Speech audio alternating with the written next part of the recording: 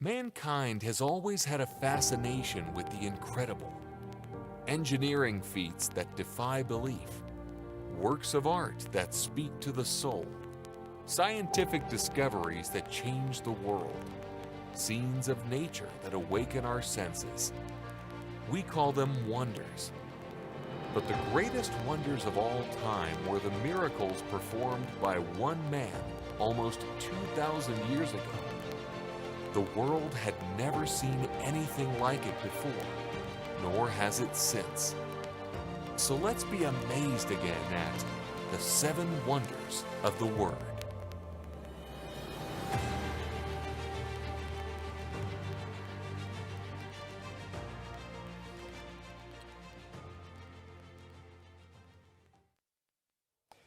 So we arrived in Georgetown, Guyana a week ago, last Monday night, we got to our hotel room between 12 and midnight, so we just went straight to bed, and we got up the next morning, and then we drove out to Riverton.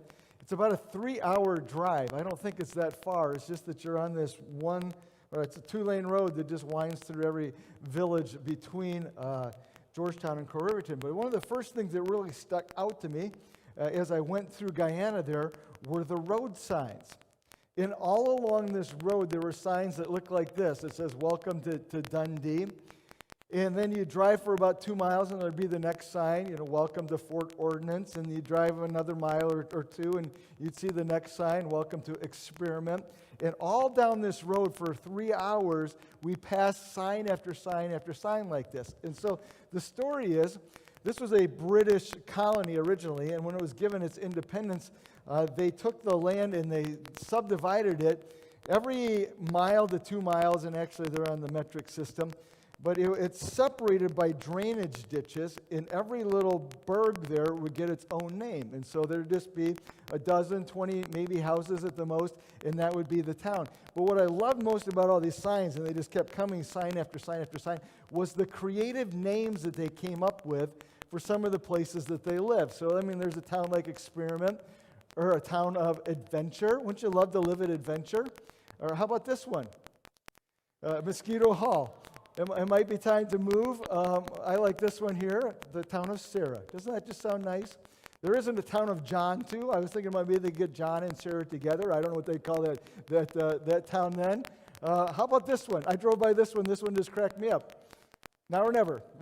Where do you live? Now or never. And I would move. I don't know about anybody else, but I would definitely move. But if you're going to move to this place, right? Move to Fear Not, which is another village there in Guyana. Zorg. So I don't know. Love the name of that one. SKELDON was actually the little town where I was staying, where our hotel was, where the pastor's house was. The church was actually in number 73. It was actually had a name, but for some reason, some of these little towns, they didn't bother with a name. They just went with whatever the little, parcel of land was. So we were the 73rd district from the Berbice River. Is that what that actually meant? Number 73, and then I mentioned earlier, we were out there in the bush in a little town called Mabakuri. And so we have all these different signs that you see in Guyana. I thought this was good as we're talking about this morning. So signs are something that tell us, one of 3 things at least. First of all, they tell us where you are. So if you see a sign that says Mabakuri, that means that you're in Mabakuri. If you see a sign that says Fear Not, and there's all kinds of different places too in Guyana, but it tells you where you are. That's what some signs do. Other signs tell you where you want to go. So you see a sign and it might be pointing in that direction and like, oh yes, I'd like to go there. That was something that was strangely missing in Guyana. In fact, I think in the whole week I was there driving around, I think I saw 1, maybe 2 signs where it said like Georgetown with an arrow pointing. I think one said maybe New Amsterdam with an arrow pointing. And I think there's a reason. There's really only one road from Georgetown all the way down to where we were. And it's this little 2-lane road that you drive the whole way. And if you have any sense of direction at all, you can come out to that road and you can go, oh, Georgetown's either that way or it's that way, and you make that turn and you stay on that road for the rest of the way. And so I don't think they felt any great need for road signs to actually point in directions. Well, there's a third thing that signs actually do, And sometimes signs actually point out something of significance. So I don't know if you're like I am, but sometimes you'll be driving down the road or you'll be walking or I'll be visiting a town and there'll be one of these signs that's like a historical marker. I always have to stop and read that sign. And my wife knows this, my family knows this. It's like, okay, there's Dad again reading his sign. And, you know, if you live up in Clarkston, they have all those little signs out to give you, like, the history of Clarkston, like, out on the different sidewalks. I get all excited when a new one pops up because I have to stop whatever I'm doing and I have to get out and I have to read that sign because signs give us more information. And I want you to keep that thought in mind this morning as we talk about signs because that's really where we're going this morning.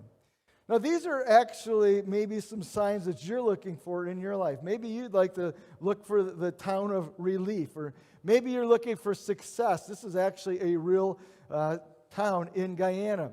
Or maybe the town of New Hope. And so as we come this morning and we explore the book of John, we're talking about signs, but I want to ask you this question. What sign are you looking for? Or what would you like to be on your sign? Maybe if it's the sign that's put outside of your village, or maybe it's the sign that's put outside of your house.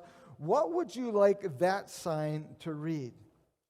I think for a lot of us, we come to the summer, or we come to church, or we come to work, or we come to the situation that we're facing in life, and we need something that we'd like to lock into and hang on to.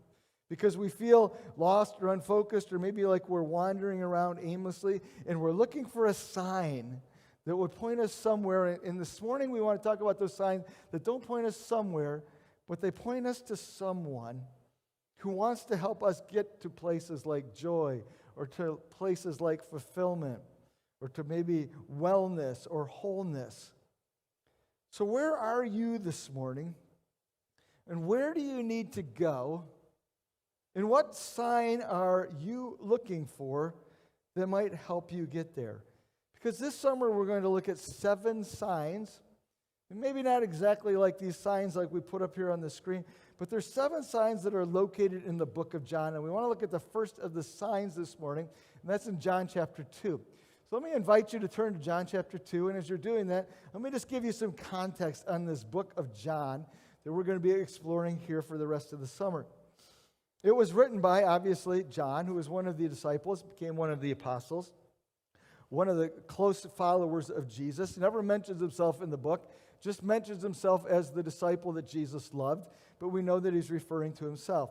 It was likely the last of the Gospels that were written, Matthew, Mark, Luke, and John. Matthew, Mark, and Luke were all written about the same time. Most scholars believe that John was written a little bit later. Those first 3 Gospels are sometimes called the Synoptic Gospels, in that they cover basically the same material. Now, one or the other authors might add something or subtract something, but they cover pretty much the same details of Jesus' life. When John shows up to write his gospel, he goes in a completely different direction, and he gives us new information. In fact, they say about 93% of the Gospel of John is new, that you haven't read it if you've been reading in Matthew, Mark, and Luke. And so in John, he leaves out a lot of the things that show up in those first Gospels, like the birth of Christ, the genealogies, the temptation of Christ, the baptism of Christ. This is interesting to me. In the book of John, you won't find any parables. Those are all in the first 3 books. The Transfiguration's not in the book of John. The Last Supper is in there, but not the Lord's Supper part of it, where Jesus institutes it. The Garden of Gethsemane is not there. The Ascension's not in the book of John. So John's covering a lot of new material. And what John does is he gives us 2 sets of things that he really builds his book around. The first one is the I am statements of Jesus. So I am the bread of life. I am the light of the world. I am the good shepherd. There were 7 of those, and John uses those as part of his book. And then John uses 7 miracles that he actually calls signs. We'll explain that in a minute. But these 7 miracles that are part of his book too. And he builds his entire book around those 7 statements and these 7 miracles. So as you read the book of John, those are the 2 things that he's using to tell us who Jesus is. And he sums it all up when he gets to John chapter 20, verses 30 and 31. He says this, Jesus performed many other signs in the presence of his disciples, which are not recorded in this book.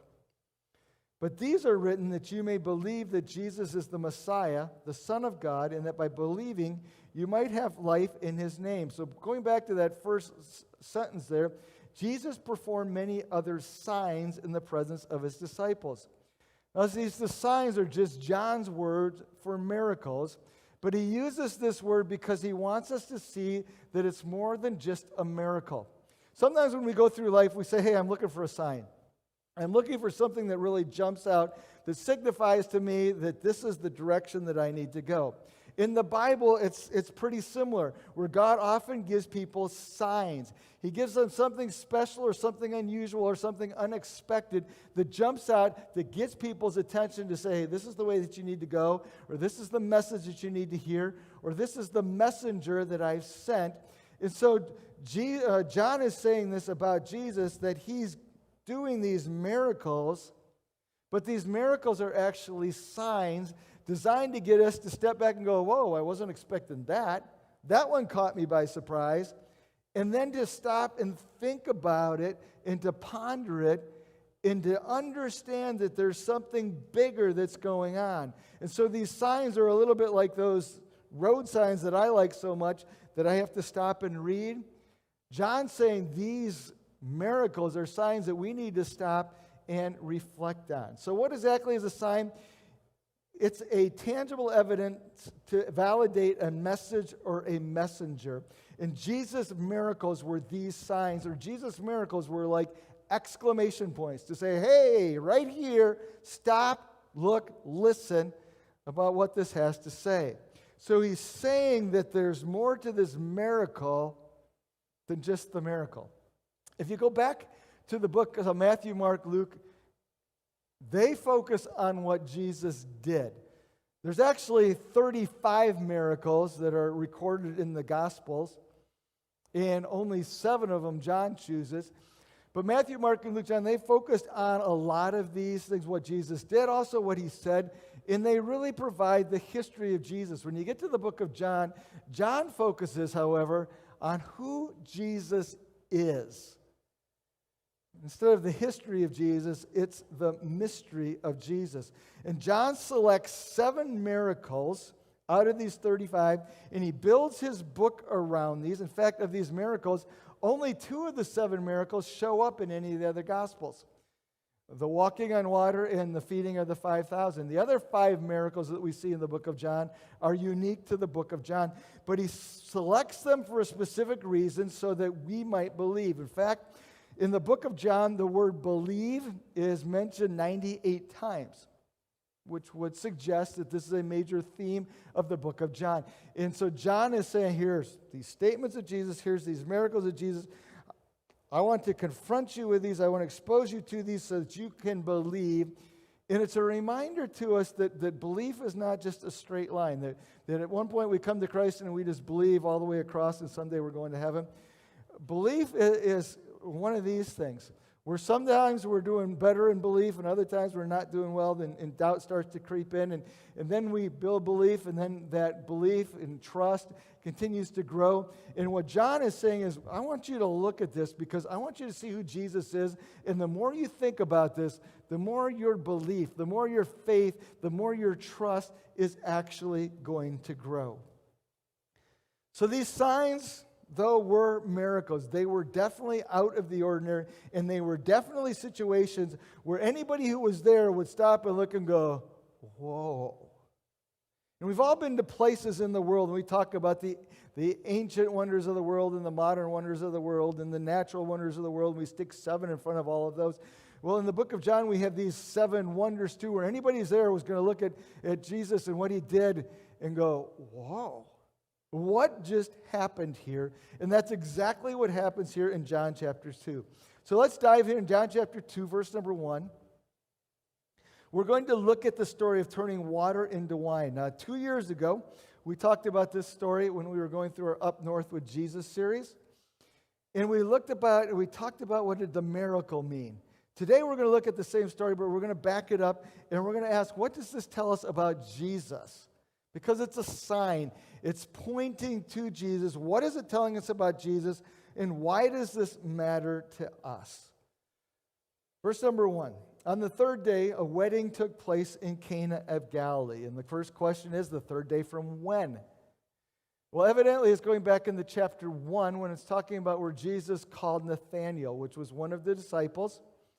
And 3 days after Jesus had called Nathanael, they went to this wedding in Cana.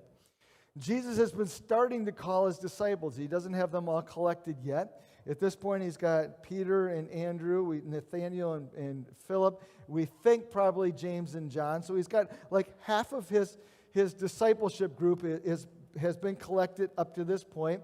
And then they all pack up and they go to this wedding in Cana. Tells us that Jesus' mother was there. So we assume that probably this wedding was of somebody who was a family friend. It's possible that Mary was helping with the refreshments, as we see as we go on in the stories. And Jesus and his disciples had been invited to the wedding.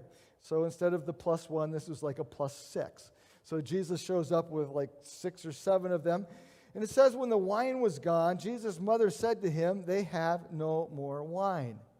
Well, the question is, why was she telling Jesus this? Because up to this point, as far as we know, Jesus had never performed a miracle. So why did she choose on this day to say, "Hey, Jesus, they don't have any wine"? What was she expecting Jesus to do? We don't really know. Maybe she was like encouraging him. Maybe she was sensing his baptism had just taken place. These people were starting to follow him. Maybe she was sensing that things were escalating and accelerating. And maybe that was just her way of affirming that. We don't really know. But she says, "Hey, they're out of wine here. There's a bit of a crisis, and it's going to be bad, especially for the groom and his family.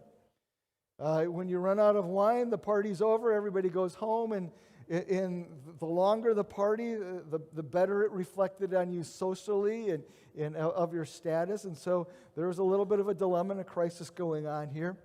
And so she tells him that the wine's run out, and Jesus responds, "Dear woman, why do you involve me?" In other words, why is this my concern? My hour has not yet come. We're not exactly sure what he means by this, although it's a recurring theme through the book of John where it talks about the hour of Christ. But then his mother turns and says to the servants, "Do whatever he tells you." And I'm glad that she says this because I'm not sure they would have done what Jesus said otherwise, because it seems a little bit weird. But this is really at the heart of believing. Believing is simply doing what Jesus tells you. Sometimes we want a big definition of faith. Faith is this or faith is this. Faith is simply this, doing whatever Jesus says, believing him enough to do what he says. And so Jesus says what? Well, we keep reading. Nearby stood 6 stone water jars, the kind used for Jews for ceremonial washing, each one holding from 20 to 30 gallons. Now, up till now, these were not really part of the story, other than when the guests arrived at the wedding, they would have stopped in front of one of these 6 water pots and they would have used them to wash their hands, whether they scooped them out and washed their hands or put their hands in it. But hand washing was a big part of Jewish society, so these would have been used merely for that, but otherwise, everybody's in the party now, so those are just setting to the side there, not being used, and Jesus instead chooses to use them. But there's significance in that choice, because the reason that they washed their hands, and they washed their hands all the time in Jewish society, was because it went back to the law, and it was going back to being pure and being unclean from sin. And so the Jews were really into hand washing. In fact, if you think about it, you remember in a lot of the parables that are told, or not the parable, excuse me, a lot of the stories that are told of Jesus and the disciples were eating with hands that weren't washed. And like the Pharisees were like, "Oh, we've got a scandal here," because they didn't wash their hands. Well, it was a really, really big deal because it gave credence to the law and to this idea of purification. And Jesus picks on something that's super important to them and says, "You know what, we're going to move on from that." So just kind of keep that in mind here. They were representative of the law, or actually you could even say this, they were representative of the legalism of the day because they've been taking it to an extreme.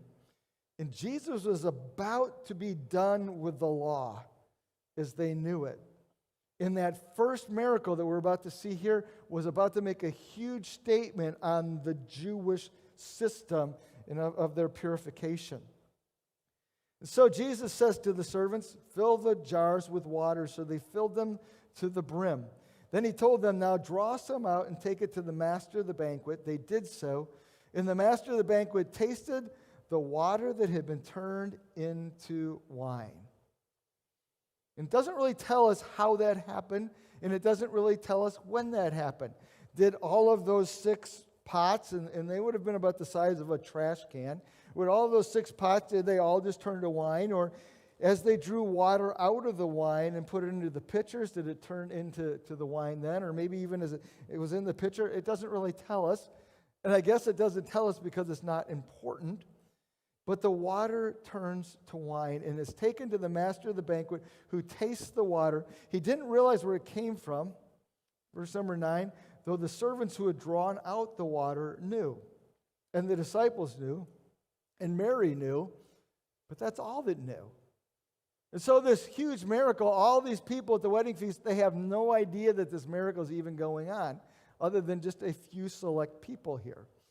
But the master of ceremonies calls the bridegroom aside. Verse number 10 says, everyone brings out the choice wine first, and then the cheaper wine after the guests have had too much to drink.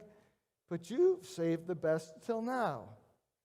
And what Jesus had done here in picture form is he had said, hey, the law, that's not nearly as good as what grace is.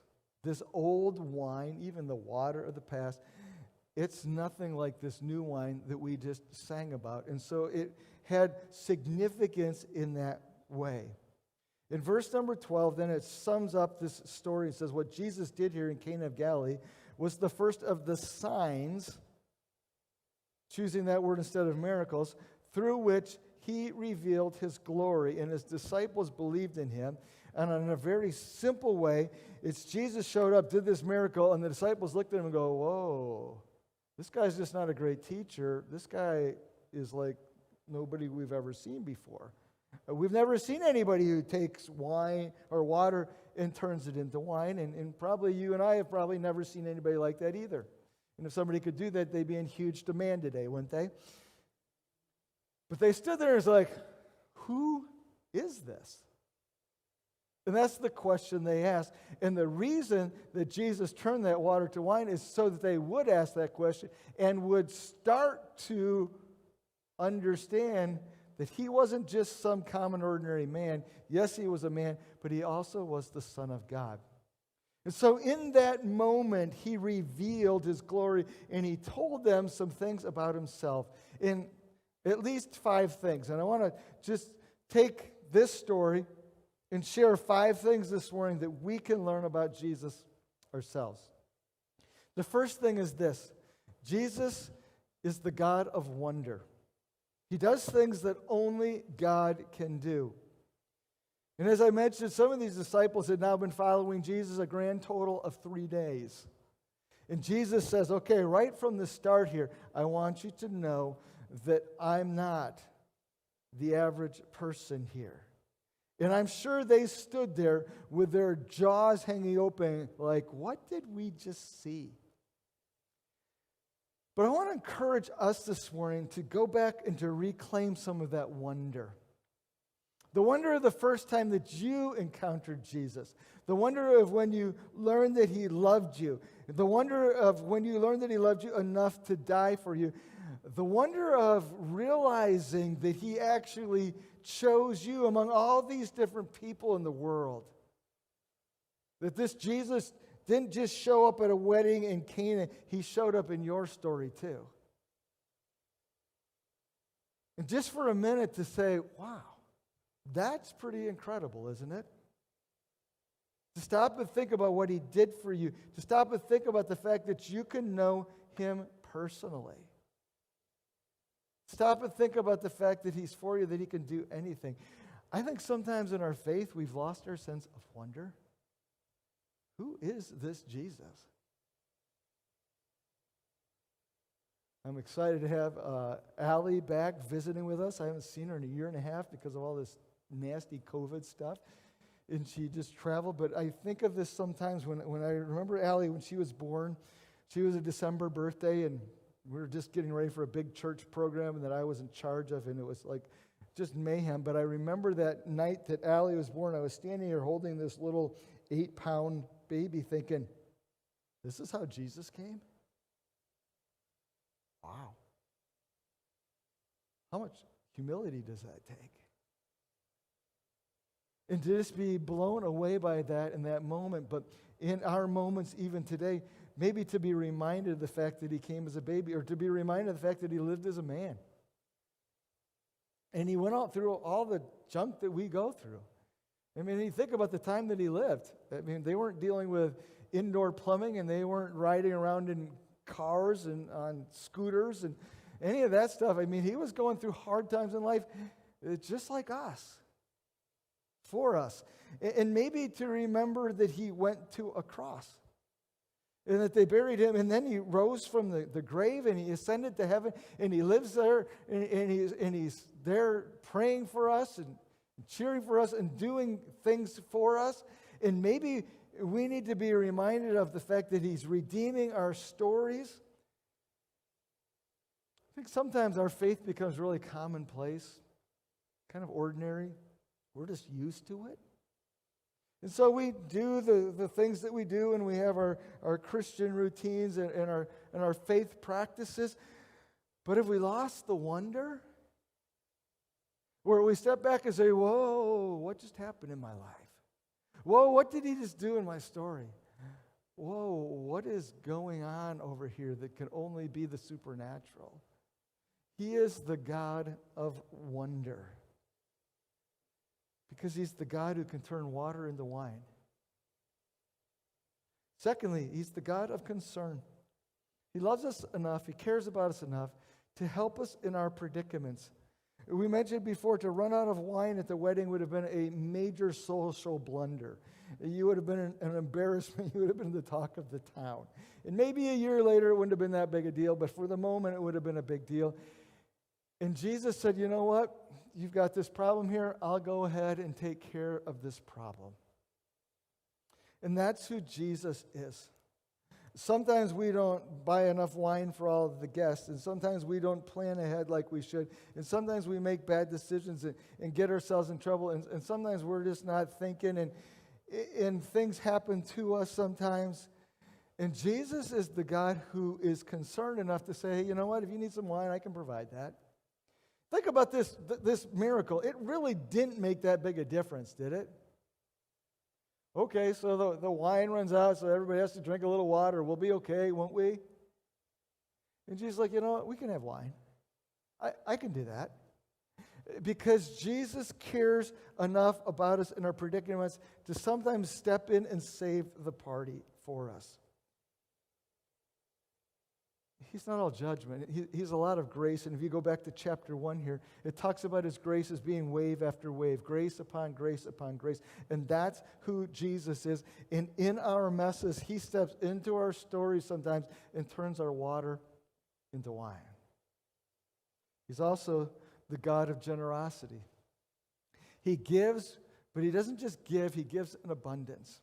And I don't know if he immediately turned all those jars into wine. If he did, if those are 30 gallons each and there's 6 of them, that's 180 gallons. They estimate that would be enough to fill 1,200 wine bottles. You can have quite a party there for quite a while. And I don't know if that's the way that it was, or maybe it was just as they dipped out of those, it just continued to be wine, kind of like the feeding of the 5,000, how it never just ran out. But the point is this, there was way more wine than what they needed. Because that's who Jesus is. He's a God of generosity, and he just gives us blessings that are so far beyond anything that we actually need. I haven't taken a lot of missions trips. I took that trip last week, but one of the things I always think is interesting when you travel abroad is as I'm reminded of how much I have. And I would say Guyana is a poor country. It's not impoverished, and people have homes and houses and things like that. But I look at what they don't have compared to what I do have. Just air conditioning. Isn't that kind of nice? But we live with all of these things, but it's just the abundance of God who just gives us so much more than what we need. And it's not just physically. He gives us more love than what we need, and it never runs out. And He gives us grace, and it never runs out. And He gives us mercy, and it never runs out. And He just gives and gives and gives, and no matter how much He gives, there's always more. And so the disciples could stand there that day with their jaws hanging open and go, whoa, there's a lot of wine. Because that's what Jesus does. He gives us more than what we need. And He turns our water into wine. He's also the God of joy. He wants us to enjoy the human experience. Weddings are great things, and it's great to have Allie here. And there was a great dance party going on in our kitchen the other night, and so they had the Echo. Is that what it's called? The Amazon Echo. It was playing music, and the whole family was in the kitchen dancing away there in the kitchen. And we were just having a great time laughing at each other. And we were having a great time remembering Allie's wedding. And you know what? That's, I think, pleasing to God, actually, that we enjoy ourselves. Do you ever think about where joy came from? It wasn't a creation of the devil. The devil didn't look at the world and said, oh, let's give them joy. It was creation of God, who actually, in His fullness, decided to express that by creating man, and He just dumped who He was into man in the form of joy. And one of the reasons we were created is so that we could just enjoy God, and we can enjoy all that He is and all that He's created. And in this moment, God stands up and says, Jesus stands up and says, hey, I am the God of joy. And I don't know what you've got going on in your life, because it can be hard. It can be depressing. We can struggle with things, and we can even struggle with our emotions. But He's the God of joy who turns water into wine. And then lastly, He's the God of transformation. And this is really the big point of this miracle, this sign. He wants to turn your water into wine. He wants to take whatever is in your life, and He wants to make it something different.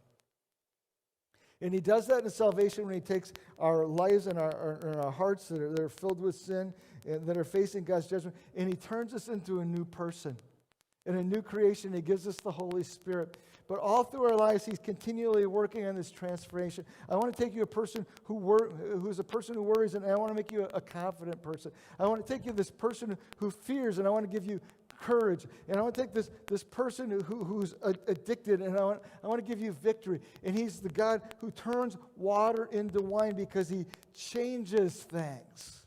And this is the big point of this sign. He wants to turn your water into wine.